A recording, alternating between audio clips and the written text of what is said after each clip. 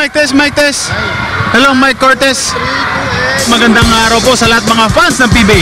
Andito po kami ngayon, nagtuturo ng mga basketball. Ayan po yung mga bata, nakikita nyo. Ayan po. At nandito po lahat ng mga teammate ko sa Gilas. Eto, punta natin si Gary David ngayon, ha? Gary David, anong masasabi mo ngayon sa mga batang to, ha? Sa aking pananaw at sa aking palagay ngayon, malaki ang tulong na naibibigay nating experience sa mga batang ito na lalo na inaangahan tayo mga basketball players sa PBA, kaya malaking tulong tayo sa kanilang mga pangarap na kailangan nilang buuin na parang nung tayo. Kaya malaking tulong to at malaking bagay talaga sa mga batang nandito sa Davao. Ito po, punta natin higanti namin, ha? A giant! Excuse me. Hello, Mr. Pado. How are you today? Hey, I have a question, man. Hey, can you invite them sa game natin against tomorrow? Ano masasabi mo against Pardon? Ano mga naturo sa mga bata? Aday kapoy kasi doko. Brad, interview natin ngayon si La Toreno. Hindi po.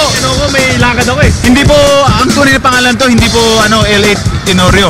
La Toreno. Yan po ang turo ni ni Pardo. Bro, Anong masasabi natin dito? ano masasabi mo daw dito? I-open mo. Andito tayo ngayon sa Davao. At nakikita mo yung mga batang yan, di ba? Ano ba yung mga tinuro natin ngayon? Nagsimula tayo sa drills. Yun ang unang tinuro natin. Tsaka tapos tayo sa passing drill. So hindi ko na alam kung ano yung susunod. Okay, bro, anong masasabi mo dito sa Davao? Mainit. Mainit ba? Ayun na lang. Mainit ang pagtanggap sa atin ng mga Davaoenyo.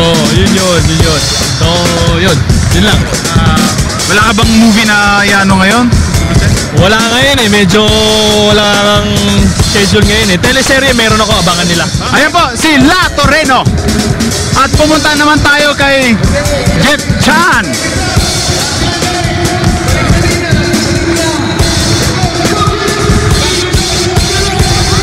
Follow me.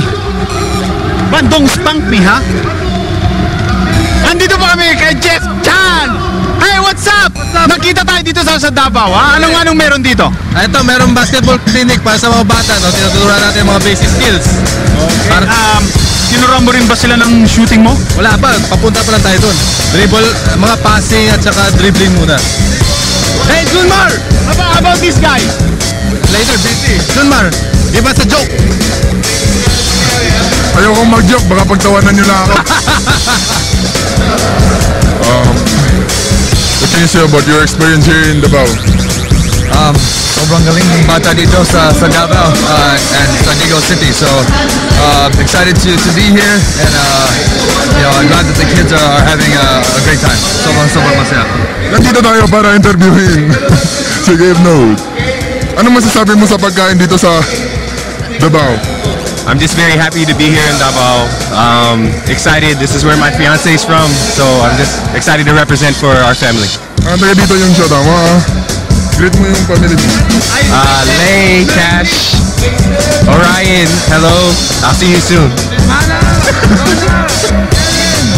Happy Monday!